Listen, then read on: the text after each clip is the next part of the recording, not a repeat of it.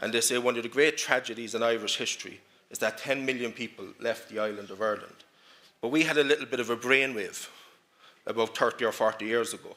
And we said, what if the greatest opportunity for Ireland was the fact that over the course of history, 10 million people left the island of Ireland? Because it gave us a global army, not of military army, but it gave us what I call an army of affinity. And I think when I look at where Kosovo is and the changing geopolitical realities of what we're facing, and I was reading this pop-up stand before I came on today, and I think that every topic we're talking about over the next couple of days can be diasporized. The talent can have an impact in security, innovation, entrepreneurship, but here's the kicker, coming back to what we heard yesterday. The game has shifted on diaspora engagement as well. It's gone, this time last year, it would have been talking about as an international development play. It's now an economic diplomacy play. And the response from that from government needs to be more assertive, and it needs to be more dynamic. And what we can do through creative uses of public resources is to really catalyse that. Because the beauty of this is that it's low-cost foreign policy.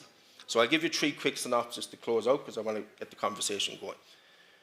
The great, real interesting shift of our time, I believe, is that the lines between domestic and foreign policy are now blurred. Historically, we always saw them as a little bit disconnected from each other. But now we're seeing decisions being made in relation to the foreign arenas that are having profound impacts domestically. So what does that mean for Kosovo and from diaspora talent to impact and the economic power? The Kosovo diaspora can really drive the domestic economic prosperity and resilience back home. It can open up diplomatic doors like no other constituency open to Kosovo. But the skill set has shifted. The policy architecture will shift. So this is my challenge to the government people in the room, the private sector. Take ownership of this. No one's going to do this for you. And I think we need a more assertive step in from public administration to really make that happen. Because I close with this message. In a world of deepening conflict and confrontation, particularly small countries, need their friends around the world. So we're reimagining how we go about our Irish diaspora engagement. I was joking with Thailand and Florida and Wayne, we were talking about Irish pubs and people going to the Irish pubs. We're going to make sure there's an economic payoff here in terms of the Irish pubs. But genuinely, what I would say is that the message I would leave for you to close out with, small countries need their friends, and what you also need in times of great change are capitals and communities of consistency. The one capital and the one community of consistency that Kosovo can rely on more than any other asset are your people. And your people are not limited to the geographical confines of your state. It's your people around the world. So that's the shifts, and that's where we can go. Thank you so much, Dr. Russell. I think it's a good segue to move into the capital of consistency, going back to the business perspective. Mr. Oser, can you tell us a bit, how do you see this diaspora network either reducing the risk, building opportunities for the markets, but most importantly, accelerating growth from a perspective of especially small-scale economies, and how do they connect to the world from a component of someone who's lived through a number of diasporas in Switzerland and brings that wealth of knowledge here in Switzerland. Thank you for having us here. Thank you for taking us already 80% of the message. So we just add the end. So if we think about the situation that till 1915, Switzerland was a country where people flew. In village, they put money together to get Swiss people out. This is 100 years ago. Now, I'm not that old. I'm from the 60s. So I lived in Switzerland, the Italians coming in the 70s. Not with a war, of economy. So what did they bring? Craftsmen, bricklayer, and pizza. In the 90s, the Asian people were coming. They brought also food, and they brought IT. Now, because of the war, and of course not to discuss how good it is or how bad, there was the people from Kosovo coming, and so I had like the third wave I was living through. And what is interesting is, in my eyes, and I know I'm not making 100 friends with that situation, the diaspora in a foreign country is not working that well together as in their home country. And that's something that was amazing. I saw it with the Italian. No, he's from Sicily, we're not going to him. But if you talk to them, we're Italian. And you know, this is, in my eyes, one situation where you lose a lot of grip. With the Asian, it was the same. You know, no, he's from Canton, he's from there. So one of the biggest power we do not have, the horsepower, in my eyes, on the street, is the trust in a foreign country to be there also from Kosovo and have to trust in the blood and not in the paper. That's something I'm sending. I know maybe it's not that convenient to make just compliments, but that's what I'm feeling. And that's what I'm sensing. And I see a lot of power getting lost because of mistrust, misunderstanding, except if there is come together. I've been already been invited several times, and I'm all very thankful and honored. I see there is a party of Albanian, of the Kosovo, and they're cheering up. And then so, yeah, do you do guys business together? Because you do more or less the same. You know that's difficult. Why? But if I ask the same question when I'm in Pristina, it's close. He knows the uncle, he come from the same village. Of course, let's sit on the table. And that for me, as not being an immigrant, you know, but seeing those waves, that's something I think it's really a big potential that is about, could be lost, but you're here to be the game changer. Thank you. I think going along with what you just said, and we've had earlier discussion about diasporas returning and reconnecting. It's the story of how you leave determines also the story of how you reconnect. I think it's a good segue to go back to the Swiss politician to talk about intercultural dialogue, but also the fact that many governments still around the world are failing to understand the diaspora engagement policy from a trajectory of really bringing in as an integration without assimilation, but also integration with the purpose of serving both countries. And with Irish friends, we always say that diaspora is a non-competitive business. What Kosovars want for Kosova can differ from Kenyans for Kenya, or Swiss people living abroad, or German people living abroad for their country of origin. But it's a non-competitive sector where we could actually learn a lot from one another. And I guess the question to tackle back is, from the policy standpoint, do you think we have enough ingredients to understand the diaspora engagement? And what does it take to really shift and look at the economic perspective? Because if you ask the diaspora experts, they say diaspora equals jobs. What does Swiss policy say? Okay, first of all, follow me in there. Thank you. Because, as you know, maybe, you know my origin country where I come from? Nobody knows. Good. So go on LinkedIn. Follow my newsletter. You will find me very easily. N-I-K, that means Nick. G-U-G-G-R, Gugger, Cuckoo. So you will find me. Because coming to your question now, that's why I started with that. I get no talking points, so I can talk free. I guess, who all of you raised up in Switzerland, raise up the hand? You are? Okay. Around 50%, huh? You agree? You are the human capital for Kosovo, huh? Why? Because I ask you, maybe meanwhile you Googled, I'm a destiny child. All is by destiny. You said you believe, huh? We say very fast, I believe. But what do you believe? I was abandoned. I came to Switzerland. You see I'm a Swiss member of parliament, third time re-elected, but I'm origin Indian. You see my personal secretary, he's an Indian. He's not growing up, he can't speak German, but he speaks excellent English, and he do for me the other work. So coming to my story that you can find in the, Google it a little bit. It's very simple. Dr. Google will tell you everything. Don't believe everything and don't ask Dr. AI and Gemini and all this stuff. When I say I'm a destiny child, and that's why my question was, when I prepared very fast, I was listening to you, now, then you are coming as Chief Business Officer, then you give the last speed. Because the diaspora can empower. You agree? Never say you are a destiny in a bad way. You had a bad destiny.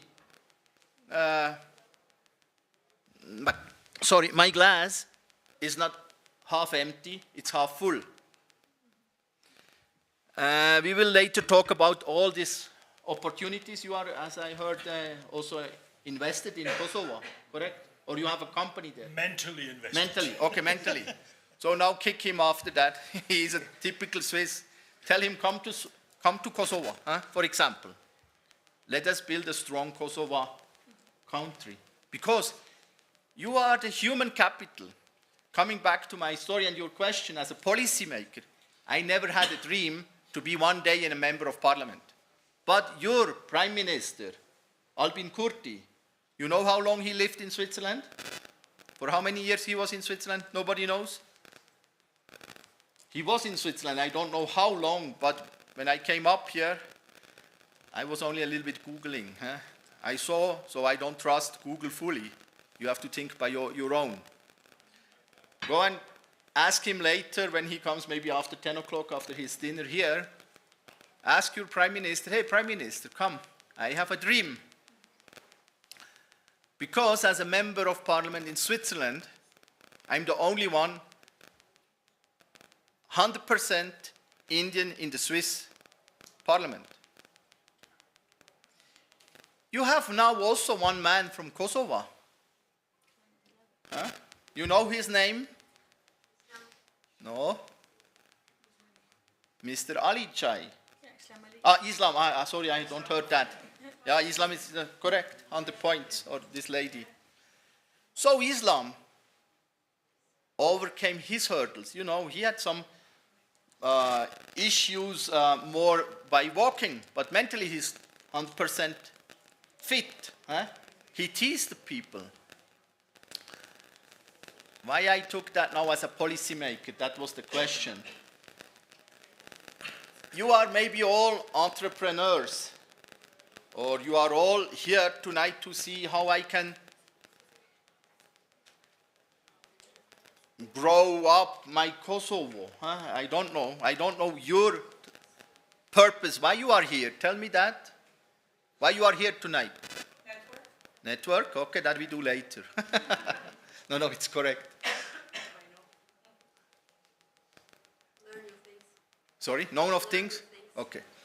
I wrote here down 3 points, very simple points. Network or relations. As origin Indian, by God's grace, I had some connections in India. I went to my president. My president in this year is, who is in Switzerland the president this year? We change every year. Parmala, Gerd Parmala. I was not shy enough to tell him, hey Guy, I have a dream.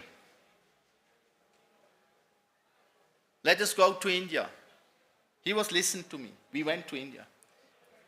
In a short nutshell, what have Switzerland before? All Germans, today we met Austrians, we met half UA. They are jealous. Switzerland have the free trade agreement and go. Look, I was your speaker in December. Maybe you know what we finalized in December in the Swiss parliament? EFTA, free trade agreement. Now that's your goal. With that, you can make Kosovo strong. But use it. Because I was the man behind 100 billion free trade agreement that you can Google. At that point, Dr. Google not lies. But it started with a dream. And you came here, you said, for networking relations. The second is to build, that's why I told him, he's an entrepreneur, give the trust to the people. And the third is, make a community building. We are a community tonight. It sounds very simple. It's not so simple. So with that I come to the end from the first question. As a policymaker, and maybe here are people, is somebody here a town councillor? Nobody? Is somebody in politics? Nobody. So I give a small homework. Islam had a dream. He overcame all hurdles. He came in his wheelchair, but he's in. I met him here, he's also here. He's a clever fox. He said, Nick, you are 9 years longer than me in the member of parliament. But Islam checked here. He came here, and he made his network here. He made his politics. I was with a dinner 2 days back with him together. So first of all, as you asked me, think over where you can serve here in Switzerland in the community. As a policymaker, I say that. Maybe in a school commission. Many of you are father, mother, you have children. The driver who brought me up is a man from Kosovo. He said, sir, can you support me? My daughter has some school issues. Then I gave him an address. But he was clever. He asked me. That makes him strong. He was not shy to tell me his hurdles. So go into politics or go in a sports club. Mingle with the Swiss people. Don't stay under your own community. If you are in politics, for example, or in a club, you get connections. And second thing, which is for me very important to come to the end, you are all here, and you have a higher purpose than only network. You can move mountains. You are here up. It's the highest point. I came here up to you. So believe that you can move mountains, and you can make Kosovo strong. Thank you. Thank you so much, Mr. Gugger. I think going back to your points about community care and culture is something that we deeply care from the Kosovo government standpoint of view about how we build interaction with other countries, but also how do we make a use of the population in terms of really leveraging the connection. And I think going back to that, would want to bring on board Mr. Disha, who's bringing that experience on how to connect Kosovo with Switzerland, but also more importantly, looking from a diaspora member perspective. What do you think are on this aspect? We're talking about, the diaspora impact in the economy, untapped economical values of diaspora, whether it be talent, capital, networks, or market. How do you see it from your perspective? Where is the biggest untapped potential that could be leashed, and we could all move a mountain from a perspective of Mr. Gugger and build it forward and not being afraid, as Dr. Russell said? Thank you very much for the question, and it's great to be back in the second edition of House of Kosovo, which has now become a quite sustainable platform, the one that we are quietly discussing now. So relating to the topic, a platform is a network. We should switch from the focus of a privilege of the few who you know. That's the privilege of someone who can do business with diaspora. Data nowadays should be considered a commodity, not a luxury for the few. So this is the first part. We should provide and still build strong networks. By networks, I mean sustainable platforms that can overcome political shortfalls. So instead of focusing on events, programs, a platform can be something long-term, sustainable, such as this one here. And the second one is the capital, which is very important. We have witnessed that Kosovo and Switzerland are doing more and more business nowadays, propelling what's known in the economics as the gravity theory, which means countries that are similar in size can do more trade together. So that's international trade theory. But in that sense, diaspora, the Kosovo diaspora residing in Switzerland is compensating for the mass, if that mass is absent in Kosovo. Countries are coming more and more together, and faith, confidence in institutions is there. As MP Nick said, together with Mr. Oser, we basically built business models which is nowadays known as smart shoring in Kosovo. Kosovo is not anymore a country known only for cheap labor, but quite a quality labor. So we have the youngest population in Europe, which is multilingual, and companies in the tech sector and service sector are blooming in the sense that they are capable of offering high-tech services for leading Swiss telco providers. And Lisa, I'm only focusing on the Swiss diaspora to be as concrete as possible. So the trade between two countries is significantly increasing. Last year, we witnessed an export amount to Switzerland of 91 million euros, which now, by all means, with the EFTA signing agreement, that will double in size. But quite important enough, imports are also increasing, which means the purchasing power parity among our businesses and the residential consumers is increasing, which is making also Kosovo a favorable trading partner for Switzerland. So to summa summarum, to summarize that, capital and networks should be considered prime priority of governments. When I talk about capital, it's not as only access to formal capital in banks.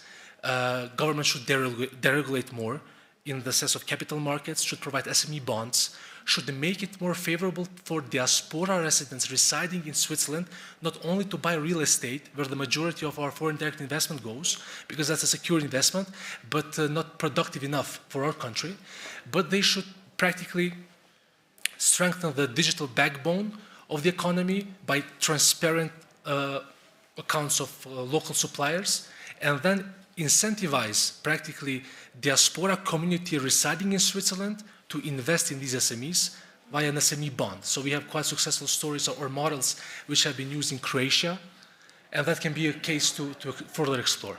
Thank you. Thank you so much, Dr. Disha. And I think this goes back to also the segue of what the Kosovo has done and how we as Kosovo, but also I think globally thinking of diaspora. If diaspora was to compromise a country, it would be the 5th largest economy. Just think about the numbers behind it, but also think about the layers of the generations carry in terms of stories.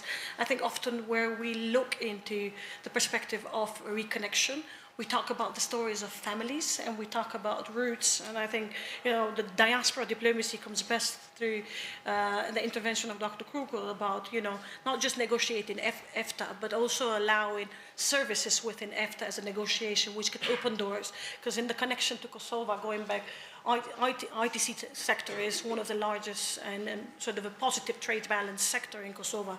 And when the association of companies which did a survey in Kosovo talked about what are some of the ingredients, what made you successful. One of the 3 top components of the success of IT sector in Kosovo was diaspora. Whether it be a diaspora ideas, capital, vision, or really practical steps into it. And I do want to turn this around to Dr. Russell, because from a perspective of Kosovo's government, we've issued bonds, we built this window for the credit history that diaspora members require within Kosovo. We begin to build a route for investors. But we do have FDI, and as Mr. Disha mentioned, it goes mainly to real estate. But beyond diaspora members, including the ones that are in the room, beyond buying an apartment in Pristina, Gilano, or anywhere. It's, what do you think are some of the most effective mechanisms to turn diaspora engagement, including our investment in platforms such as House of Kosovo, into real investment trade, but most importantly, sustainable solutions within a market of our region as well.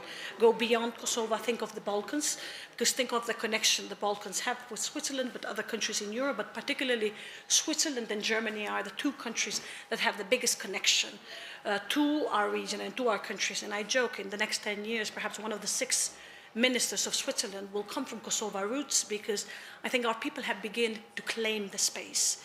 And by claiming the space, we certainly move mountains as well. So, Dr. Russell, from an experience, more there's a perfect synergy. You know, you have to believe in the fact that diaspora direct investment is a standalone, independent flow of inward investment from FDI, and then you have to step in as a government in collaboration with industry and different actors to really build the architecture to make that a reality. And you can do that through, we can do the technical capital mobilization avenues around crowdfunding, angel investing, VC. We have the evidence that it works. So to give you, you're talking about the wider region, we were involved in a project called Diaspora Invests that was funded by USAID. You remember them? USAID? That was a joke, okay, before I get in trouble. yeah, but look, never give an Irish person a microphone. No, but gave Irish aid. Yeah, Irish, yeah. No, but genuinely, so that was about a $15 to $20 million spend from the donor.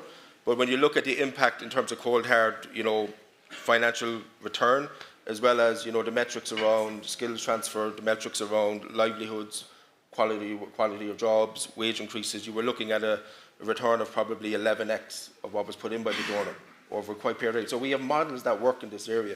So that's what I meant earlier about stepping in and being a bit more assertive, that you have to make the decision that this is important as a policy endeavour, and to take it out of the hands. I want to be honest, I've done a lot of work with international development organisations in this area that try to step into diaspora investment, and it's not their world. We have to spot that, and we have to see it, and be upfront about that. And I think to link it as well to Nick and what was said earlier as well is that, look, what we're seeing in the world today, let's be honest about it. This should not be surprising. When we hear about the importance of capital, because the DDI can be the capital, but when you talk about the networks, there was an article written in 2009 by Professor Anne-Marie Slaughter, when she talked about power in the networked age, where the measure of your power is your connectedness. Fast forward to what Prime Minister Carney said last night. He was talking about creating a density of webs on minilateralism to really create influence and reputation around the world. And one of the things that diaspora can do as well in terms of building those networks and capital is that they can protect your reputation. There's a new concept by Professor Nicholas Culley, USC, who talks about reputational security and how the diaspora can do that. They can do it in a defensive mode, in the sense if somebally attacks you reputationally, they can come out but they can also be proactive in terms of how they shape. And this is, trust me, Liza, when I say this, Liza laughs, but any students in the room, don't ever quote me on this, even though it's being live streamed.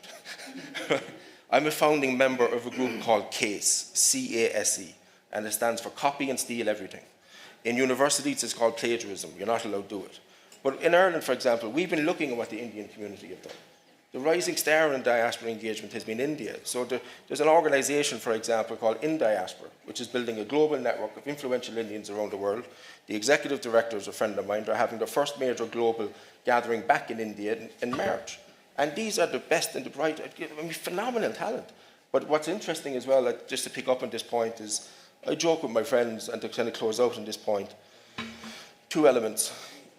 Nobody's going to do it for you. So you do have to turn up in politics. You do have to turn up in academia. You do have to turn up in civil society. You do have to turn up in industry. I was joking with the lads on the way in today. I said, people think the Irish diaspora story is one laden with gold. About 100 years ago, in a lot of countries in the world, there were signs on the door saying no Irish need apply. That's a historical fact. But particularly in the US, for example, then we said we're going to target City Hall. We're going to run the trade unions. We're going to run the police. And eventually we had the White House in 40 years through JFK. And the Irish pub helped, don't get me wrong, but that was the convening space. And to come back to the word dream, because I think it's also about giving people a sense of belonging and purpose deeper than any strategy can. And I remember when I was building my business, and this may be for any young entrepreneurs in the room, I remember a mentor sat me down and he said, Martin, please remember that Martin Luther King said, I have a dream. He did not say, I have a strategic plan. So keep that in the back of your mind. That's a good one, Martin. Thanks. I think going back to the dream, but also to something Dr. Oser mentioned earlier, which was trust. I guess in today's world, if you have a pilot project, a pilot program, a platform, the question is scale. From a perspective of governments, I think from our end as Kosova, we've done a lot of pilot projects as to what could work. One of them, for example, is Citizen Diplomacy Fellowship, where we bring young professionals from diaspora across the world to work within the government in the policy areas, from Prime Minister's office to the Institute for War Crimes. They bring that energy, that enthusiasm, but most importantly, that knowledge and build in. But after we've seen the case where it's not so easy to integrate them within the administration, because you also have the competition within that room that is saying, wait a second, you've come here to steal my job, when in fact it could turn into a co-creation. So I guess the question for you lies on what are some of the steps to unlock the scale? Whether, is it just trust, bureaucracy and fragmentation? Or what is it missing in terms of really building forward? I don't know whether it's missing, but at least it's potential. I'd like to take, you probably all know the sign of eternity. So if now this sign works within Kosovo and Switzerland, money, know-how, people, trust, it's never the question where it starts and where it ends. It flows. That's one aspect I would invite, really, that if the decision is here to go in a flow together, this will scale up. The other thing is, when I can come to Kosovo to work a little bit here, you know, I'm always, of course, raising the average age. We're at my age, but I see a lot of people, and the French have a nice word for that, feu sacré, with the holy fire. They want to build something up. But here, there is also the question of the politics, is talent without structure is just coincidence. So there's no use if you burn the talents and you do not build a structure within that gives more possibilities. And the third point I would like to add is that we get rid of the thought of the past. It's not forgetting the history and the roots. It's very important, but it's the reframing. So we say goodbye to the why, and we welcome the what for. And if we change to what for, we're aiming for the future. Indeed. Not why did this happen? What for can I use it to go in this flow together over the nation, the industry, wherever you come from. So that's in my eyes. I know those are not the hard facts for scaling up. You know, you sell better, you sell harder. I would really invite you to take it a little bit more in a philosophy way, because just making it cheaper, the next one will do the same. So it's really to where can you be a light, where can you give guidance, where can you be a difference, not just one more. Be an original, don't be a copy. Thank you so much. I think that goes in line with the structure piece, particularly about the role that we have in the policy sphere. So yes, diaspora engagement can be fireworks. You shoot all kinds of projects, they look all fantastic. How do we sustain? And how do we make sure that we build the structure? Then going back to the government pieces, Mr. Gugger, where do you see the role of the government? Is it a policy implementer? Is it a co-creator? Is it just a convener? What should be our role as politicians and policymakers to enable this environment for scale, but most importantly to build trust and to build the bridges that would last in terms of impact? And going back to that infinite sign as everything comes back, but within that frame, there's also so many strangers who we just haven't met, and they could be our next friends.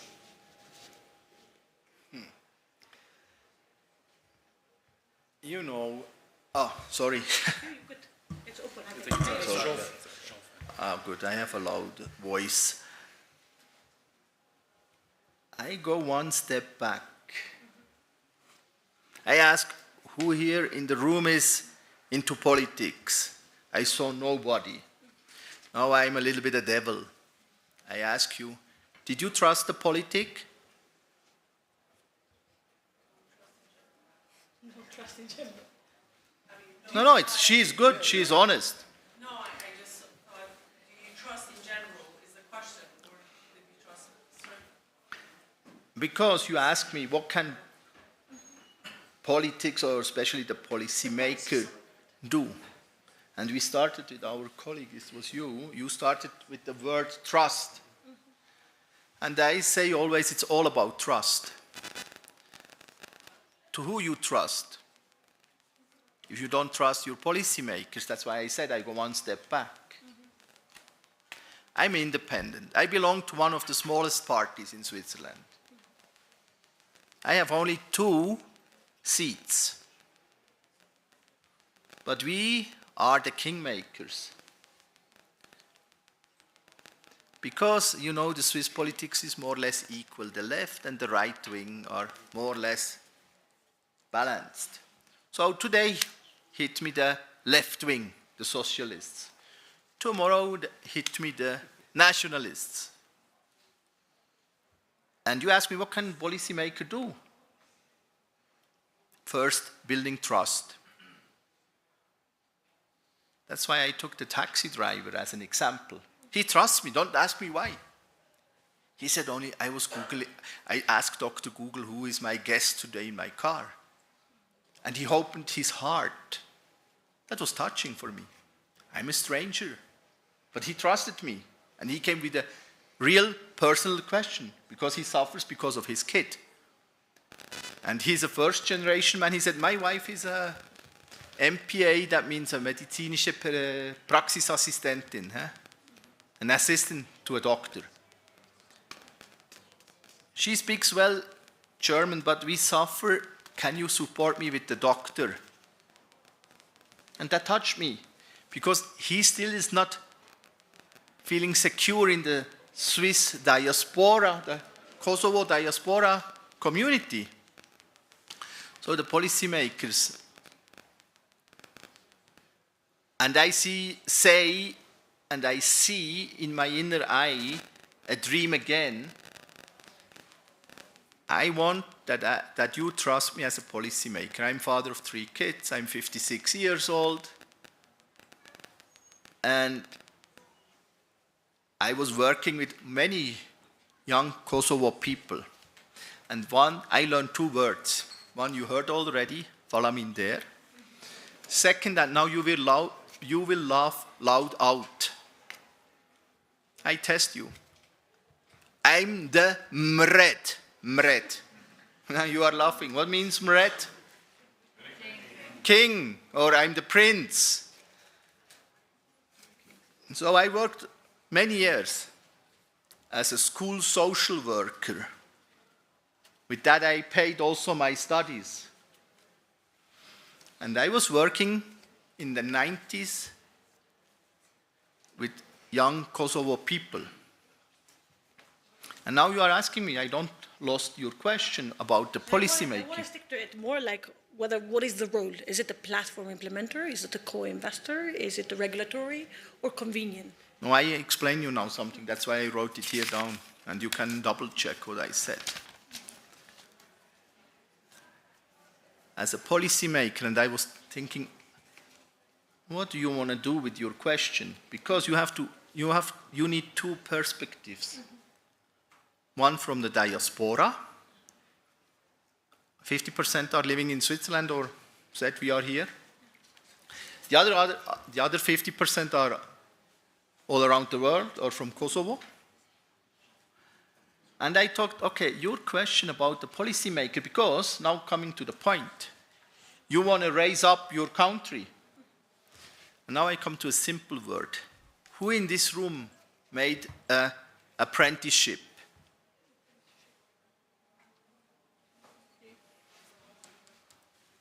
I did also an apprenticeship, and that's now the question for the policymaker in Kosovo for me, and you are a deputy minister. Are you investing in the youth? From the perspective, not from me as a Swiss MP who is working with the diaspora, because the kids here are all Mreds. Sorry, now I tease you a little bit. But when I worked with the families, the Kosovan community, first I had to discuss with the parents at home. Why you treat your boys, especially the boys, as Mreds? Then was silent. Because still the question is in the room how we make policy. Because these boys are the policy makers or also the terrorists at home sometimes, not everybody. But I had to bring them into the Swiss culture, and I'm an Indian, I'm a proud Indian, but I'm also a proud Swiss. So how the diaspora can use both? So we come back to this policy. I see, that's why I quoted Albin Kurti. He took a lot, in my view, what he learned in Switzerland back to Kosovo. And as a policy maker, I don't know, I'm not good in Kosovo politics. Are you strong in the dual education? It's a question. We're learning. Yeah? You are learning. About that. Okay, you ask me, as a policymaker, invest in the youth.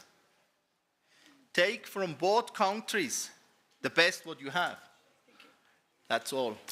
Thank you very much. I think that's a good segue. Invest in the youth, but also in the people in between. We've actually left an empty chair here because we would want the audience to get to a portion where you give us your question, but also your input.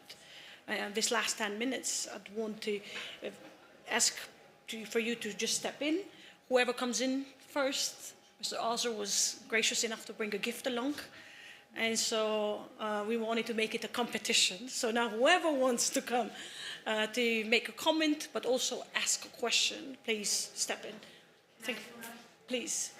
And the gift is yours then, but you will have to assemble the piece at the end because it brings some cultural sensitivity to it.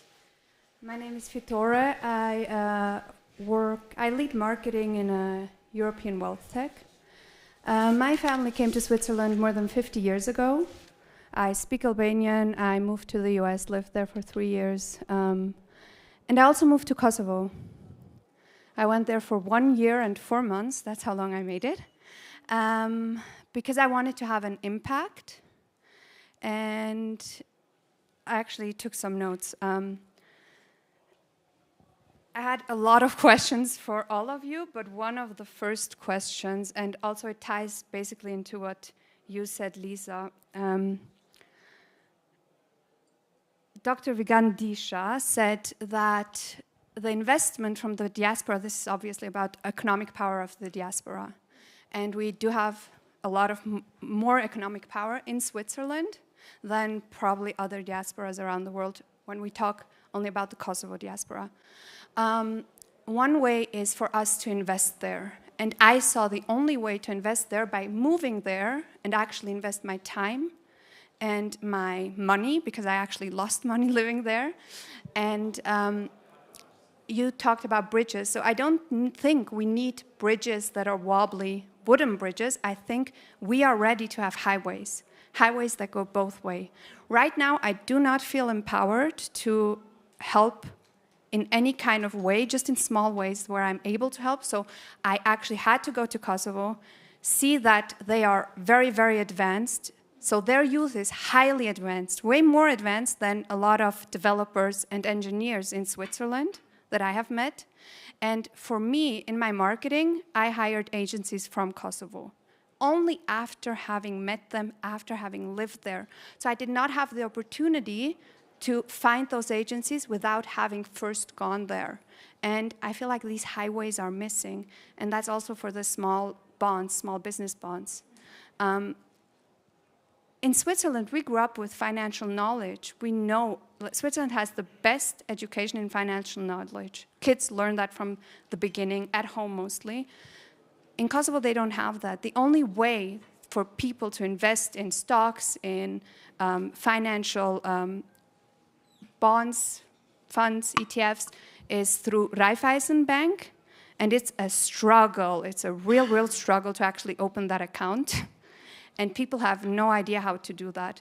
So, policy, what are you guys doing to fill this void that we need to create those highways, not bumpy roads? Thank you so much. We'll leave the room open to pass on the other questions, and then we'll get back. Anyone else has a question or comment? If not, I think we'll close with Vittore. You go ahead, take the mic. Vittore, you could, yeah, you will shift spots. Not on that comment, but I have a different question. So actually, my question goes to Dr. Martin Russell, because I'm interested what the research does. Because so, just a short introduction. I'm a typical migration kid. I came here as a 9-year-old, and then it happens what happens to a lot of people in Switzerland. They over-integrate themselves here. But I have founded 2 companies in Pristina, in the tech sector. And my experience is they are so impatient. The young people, very impatient. They want to double their salaries every year. Is this like something typical from just a Kosovo thing, or something you recognized in the research, like global thing? Thank you. Any other question? If not, we'll go back. Voilà. Thank you so much. Do give the round of applause to both of them. Thank you so much for being courageous enough to take the applause. I think I'll go back to Dr. Russell. We'll tackle back from a Kosovo's perspective, but I think also Vigan can bring in to do that. Yeah. I will just provide some narrative because I missed a bit of a structure here. So to Fitore, an entrepreneur from Diaspora who wants to come and invest in Kosovo, you experience Kosovo now. It takes a bit of time to build quality networks because that's segregated from different parties. Being a free market economy, you have to deal with NGOs, governments, and then SMEs. Based on Liza's contribution, I wouldn't see it as a binary thought, black or white. The Deputy Foreign Minister has done a lot in terms of policy making, but what can be done furthermore is data-driven decision making. Nowadays, local entrepreneurs from Kosovo or Switzerland who want to invest in a certain sector, so a platform nowadays, let's say Data4X, since I have Spend in front of me, he did a quite good research, not for the sake of export, but for the sake of covering the local consumption in Kosovo. And he named it 1 billion amount, which means if you or any other Swiss young entrepreneur wants to move to Kosovo, they can just go to the platform, see where you are missing opportunities, where you are importing, because yes, we are a heavy economy based on imports, and you can practically start innovating in those sectors, disrupt them, and gain market portion or traction. That's the first part, is an opportunity.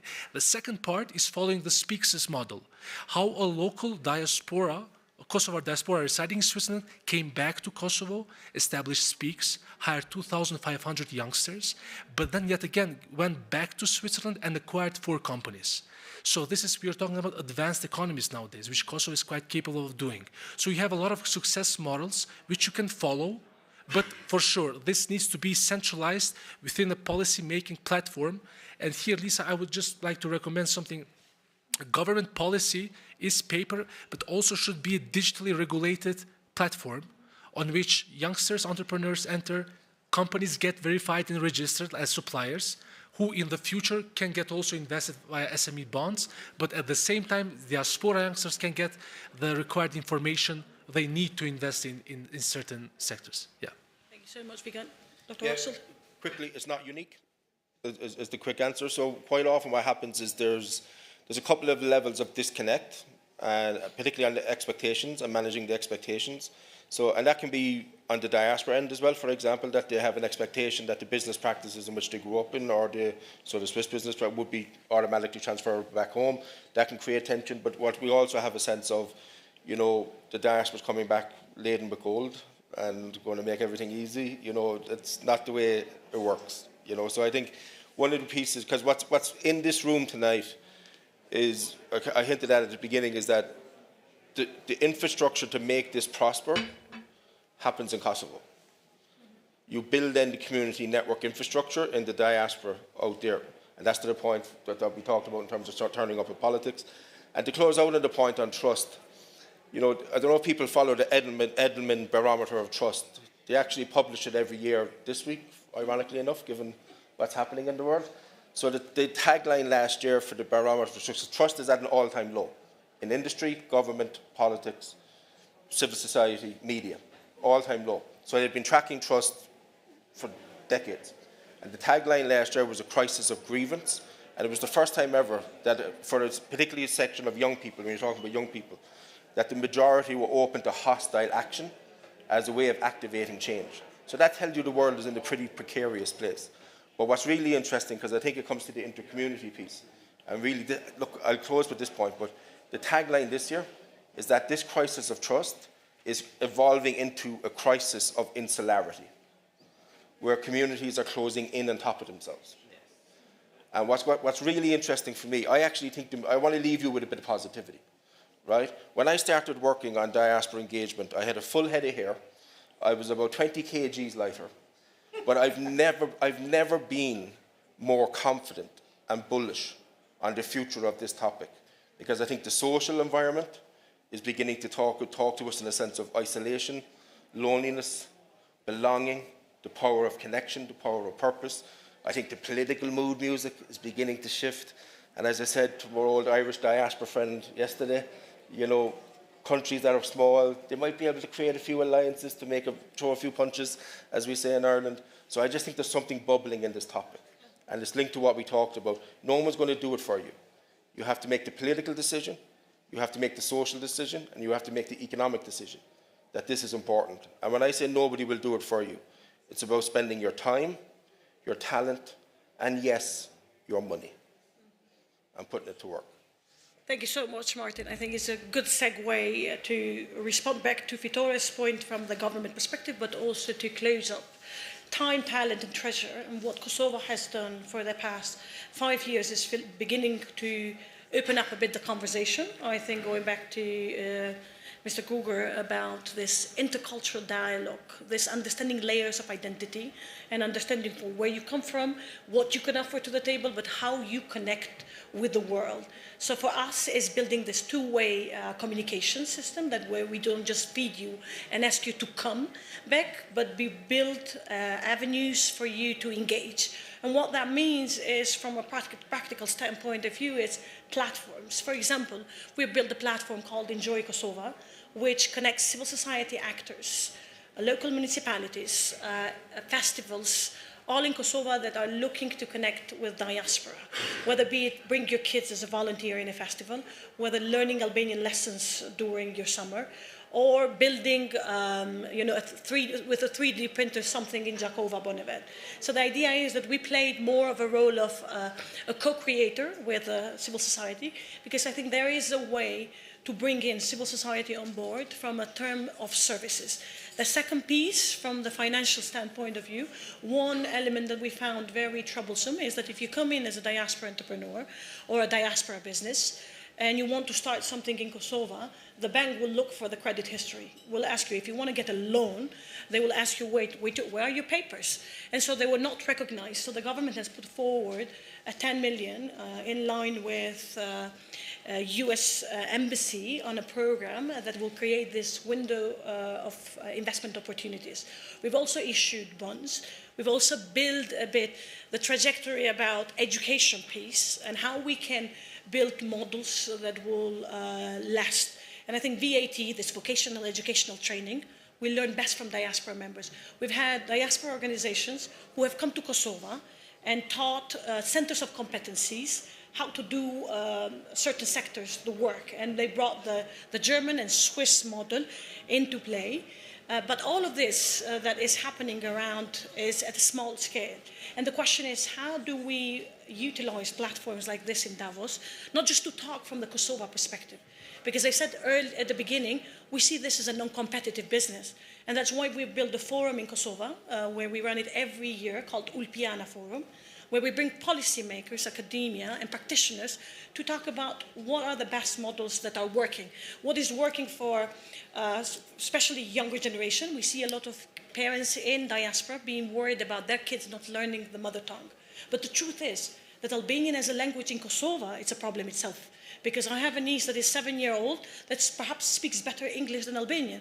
And the question is, it's what to do in an environment where you are within the Albanian-speaking population, but English is more dominant. And so how do we trace? And I think from an implementing role and from a policy standpoint, governments for the longest time have not always found the right track in terms of whether to be implementer or doer, but it's also what follows through. And so for us, it's a matter of first elevating the conversation and building scale. And how to build this scale, I think there is still a gap that needs to be bridged, a trust that needs to be filled, but most importantly, a void that is longing to be interconnected. But beyond family ties, we care about diaspora members connecting with their needs sector. We see a lot of diaspora members coming back to Kosovo every summer for weddings, for summer vacation, for family connection. The question is, what beyond family ties? The grandmas and each one of us have an evolutionary period in this planet. And the question is, how do we connect with others as well? And I think in this end, I'd leave it here. There is room for improvement. I think digitalization piece now with e-Diaspora will bring all these programs into this one platform, but also for learning from Ireland, from India, Switzerland and other countries. And by the way, we built Switzerland one of the best football team, not just from Kosova, but from around the Balkans. So here to that, and thank you so much for being part of this conversation. And I ask you to continue asking those critical questions about diaspora, but also, what is it, this living in between, and how can we contribute? Kosovo had ambassadors before we had the country. And our ambassadors were our people who lived abroad, knocked on foreign offices' door about what was happening back in the 90s in our country. Today, yes, we have a country, but each one of us have a role to play, and your role is very much welcome, whether be it in the conversation of integration in Switzerland or building ties with Kosovo, Albania, the Balkans, but also cherishing your root and not being afraid of being who you are. So thank you so much, gentlemen, for being part of this conversation. And we look forward to staying in touch. Thank you.